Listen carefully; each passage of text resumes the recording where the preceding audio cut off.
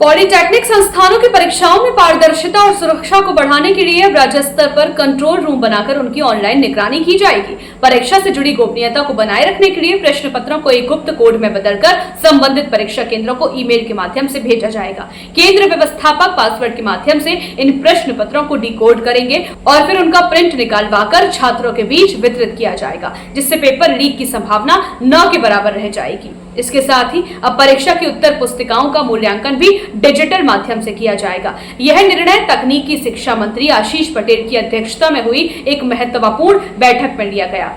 Doctor APJ Abdul Kalam प्राविधिक विश्वविद्यालय के कुलपति प्रोफेसर जेपी पांडे की अध्यक्षता में गठित एक समिति की रिपोर्ट के आधार पर यह निर्णय लिया गया है। इस रिपोर्ट को विधान भवन स्थित तिलक हॉल में हुई प्राविधिक शिक्षा विभाग की समीक्षा बैठक में प्रस्तुत किया गया, जिसे तत्काल प्रभाव से लागू करने का निर्णय भी हुआ। परीक्षा में उपयोग किए जाने वाले सॉफ्टवेयर की सुरक्षा की जाँच भी कराई जाएगी। यह पहल पहले से ही एकेटीयू द्वारा इंजीनियरिंग कॉलेज की परीक्षाओं में अपनाई जा रही थी और अब इसे पॉलिटेक्निक संस्थानों में भी लागू किया जा रहा है। इसके साथ ही सभी तकनीकी शिक्षण संस्थानों का एकेडमिक ऑडिट भी किया जाएगा ताकि शिक्षा की गुणवत्ता को सुनिश्चित किया जा सके।